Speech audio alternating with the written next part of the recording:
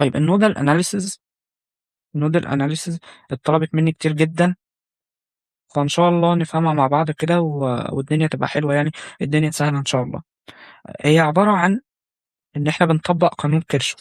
تمام. طيب دلوقتي انا عمري ما درست كيرشوف، هقول لك القانون ده عباره عن ايه.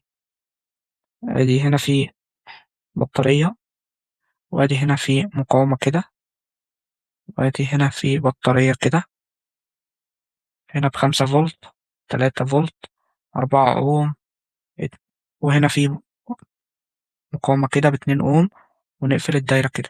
طيب ازاي نحل المسألة دي، او عبارة عن ايه قانون كيرشوف؟ قانون كيرشوف ان انت بتجيب نقطة في الدايرة متوصلة بالثلاث اطراف او بالثلاث مناطق اللي انت عايز تجيب عندهم الايات بكام او التيارات بكام. النقطة دي متوصلة بالثلاث مسارات، صح ولا لأ؟ والنقطة دي متوصلة برضو بالثلاث مسارات، بس أنا هفرض عند النقطة دي. تمام. هنقول هنا إن دي في واحد، اسمها في واحد. طيب قانون كيرشوف بيقول إيه؟ بيقول أي واحد زائد أي اتنين زائد أي تلاتة بيساوي صفر. يعني إيه الكلام ده؟ لو جينا حللناها كده هنقول في واحد على ار واحد زائد في اتنين على ار اتنين زائد في تلاتة على ار تلاتة يساوي صفر. طيب معنى الكلام ده إيه برضه؟ أنا مش فاهم أنت عايز توصل لإيه. بص، هتفهم الكلام ده دلوقتي لما أبدأ إيه أحل. دلوقتي النقطة دي عندها جهد معين، ماشي. النقطة دي متجمع فيها جهد معين للدايرة. طيب دلوقتي انت لو مشيت مسار التيار من النقطة دي على الدايرة، على السلكة دي، هنفصل السلكة دي، يعني كأن السلكة دي ما بقتش متصلة بالدايرة خالص. هنفصل السلكة دي. السلكة دي فيها ايه؟ مقاومة وفيها بطارية. هنمشي التيار كده، مشي التيار مشي التيار مشي التيار. طيب دلوقتي البطارية دي الموجب بتاعها لفوق، صح؟ يعني معنى الكلام ده ان البطارية دي المفروض هتطلع التيار كده، يعني التيار هيبقى عكس، بس الجهد بتاع النقطة دي ماشي كده. طيب دلوقتي النقطة اللي انا فارضها، او عشان اجيب ال V في المقاومات دي، او عشان خاطر اطبق قانون كيرشوف، هقول ايه؟ هقول في واحد ناقص ليه؟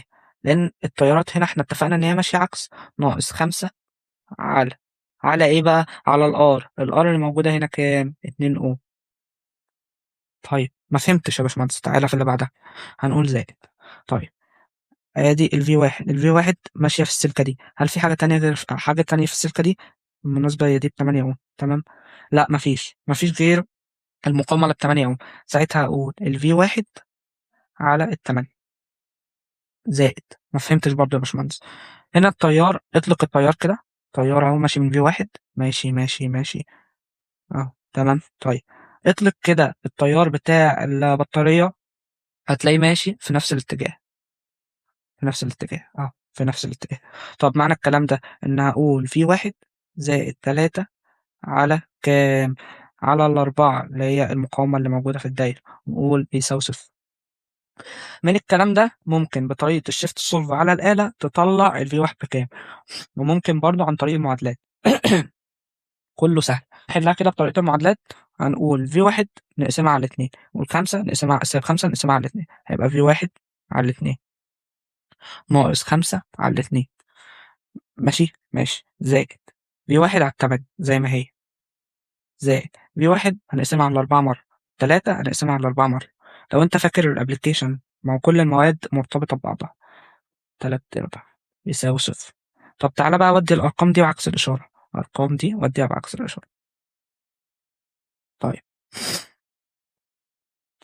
ماشي، الفي واحد على 2 زائد في واحد على 8 زائد في واحد على 4 بتساوي، ما نودي دول بعكس الإشارة تبقى 5/2 ناقص 3/4. طيب دلوقتي عايز اخد الفي واحد عامل مشترك، الفي واحد لما اخدها عامل مشترك هيبقى هنا نص زائد تمن زائد ربع. الكلام ده بيساوي ايه؟ 5/2 ناقص 3/4. طيب بعد كده هنروح قاسمين على الكلام ده، هتطلع لنا في الآخر الفي واحد بكام؟ ب2 فولت بس. طيب سيبك من اللفة دي كلها، انت شايف ده كله، يعني شايف الجزئية دي كلها انت ممكن تحلها على الآلة عادي جدا، بس انا بوريك ان هي ممكن تتحل عادي معادلات، وعشان خاطر كمان في ناس ما تعرفش ازاي تحلها على الآلة. تمام. طيب دلوقتي انا عايز اطبق بقى قانون كيرشوف، كنا بنقول اي واحد زائد اي اتنين زائد اي تلاتة بتساوي صفر. تمام، احنا جبنا الكلام ده واثبتناه فوق. طيب دلوقتي اول حاجة هنقول دلتا في واحد على الار واحد زائد دلتا في اتنين على الار اتنين زائد دلتا في تلاتة على الار تلاتة. الكلام ده بيساوي صفر. طيب دلوقتي هقول الاي واحد بتساوي ايه؟ الاي واحد كانت الجزئية انهي؟ كانت الجزئية دي. تمام، اهي الجزئية دي. اي اتنين كانت الجزئية دي. الاي تلاتة كانت الجزئية دي. طب تعالى نحسب. اي واحد كنا قايلين ان هي في واحد ناقص خمسة، احنا طلعنا في واحد باتنين ناقص خمسة على اتنين تساوي سالب 1.5 أمبير. طيب اي اتنين بيساوي اتنين على التمانية، دي بتساوي ربع أمبير. ماشي، آخر حاجة اي تلاتة اللي هي قلنا بتساوي في واحد زائد 3/4، يعني 5/4 أمبير. تمام. تمام. عايز تتأكد من الكلام ده، اجمعهم كده مع بعض، اجمع الجزء ده كله مع بعض وكده، النواتج دي كلها مع بعض هتلاقيها بتطلع بصفر. طيب ليه طلع؟ هو في تيار بيطلع بالسالب؟ لا، معنى الكلام ده ان انت كنت فارض التيار بالعكس. المفروض التيار كان يبقى ماشي مع البطارية، كان المفروض التيار يبقى ماشي مع البطارية هنا. تمام، مش العكس. بس كده. نحل مرة كمان بطريقة النودل اناليسيس. أول حاجة عندنا بطارية هنا كده، المسألة دي رقم 6 في الشيت عشان لو حد عايز يبص عليها وأنا بحل. دي. وإن شاء الله الامتحان بكرة مش هيبقى صعب خالص يعني، والدنيا هتبقى ماشية تمام. أنت بس الفكرة واحدة، و... ولازم بس تحل بإيدك شوية حلوين يعني. حاول لو أنت محلتش الشتات تقعد تحلها أو تحل جزء كبير منها، أو تحل منها المسائل اللي أنت شايفها صعبة أو اللي أنت حاسس إن لأ أنا لو دي جت بكرة مش هعرف أحلها. هي مسألة واحدة هتبقى كبيرة، وادي هنا في واحد هنفرضها، دي 12 فولت، وادي 2 اوم، وادي 5 اوم. طيب دلوقتي انا فرضت الفي واحد اهي، ماشي، التيار ماشي كده والتيار ماشي كده. طيب تعالى نكمل كده التيار هنا وهنا، ادي التيار ماشي ماشي ماشي. طيب وما يمشي هنا، ماشي ماشي اهو، وما يمشي هنا اهو، ماشي برضو. طيب دلوقتي تعالى نفرض تيارات البطاريات. البطارية هنا ادي الموجب هنا يبقى هيمشي كده. طيب البطارية الموجب أهو هيمشي كده، يعني ماشي مع التيار. هنا في بطارية؟ لا مفيش بطارية في الفرع ده. طيب دلوقتي تعالى نحسب قانون، تعالى نطبق القانون بتاع النودل.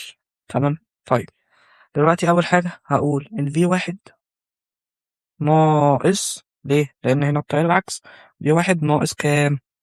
ال V1 ناقص الأربعة على ال R الموجودة هنا، ال R الموجودة هنا بكام؟ بنص، زائد ال V1 اللي موجودة هنا. تمام، زائد، ليه؟ لأنهم ماشيين مع بعض، ماشيين مع بعض اهم، لأن الموجب اهو. طيب زائد 12. انت ان انت تفرض ازاي التيار بيمشي من الأول بيسهل عليك المسألة كلها. ليه؟ انت بتبقى عارف خلاص، اصل انت كل اللي هتعمله ان انت ترص ارقام، وادي هنا الاتنين اوم. تمام، زائد. هل الفرع ده فيه مقاومات؟ هل الفرع ده فيه مقاومات؟ اللي هي بخمسة اوم. هل في تيارات؟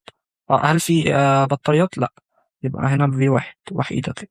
تمام. طيب عن طريق الكلام ده على الآلة، ارميه على الآلة، يطلع لك في واحد بكام؟ ب74 من 100 فولت. طيب بعد كده أعمل إيه يا باشمهندس؟ بعد كده أقول الأي واحد إحنا اتفقنا إن الأي واحد عبارة عن إيه هنا؟ الأي واحد اللي هي المسار رقم 1 اللي هو المسار ده.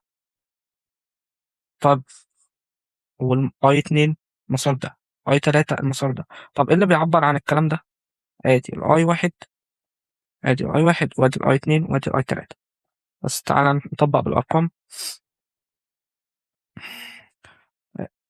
74% ناقص 4 على النص، وتطلع الرقم اللي هيطلع لك -6.52% أمبير. دي الأي 1.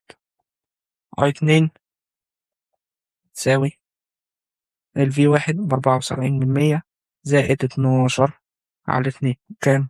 6.4% أمبير. طيب أي 3 تساوي كام؟ 74% على الخمسة، اللي هي بتساوي كام؟ اللي هي بتساوي موجب 12% أمبير. طيب عايز أتأكد من إن حلي صح، يجمع الكلام ده ولازم يطلع بيساوي صفر، ما تنساش السالب. طب احنا قلنا لو ليه الرقم هنا طالع فيه سالب، هل التيار بيطلع بالسالب؟ لا، معنى الكلام ده إن الاتجاه اللي أنت فرضه للتيار العكس، بس كده مش أكتر. بس وهي دي طريقة النودل أناليسيس.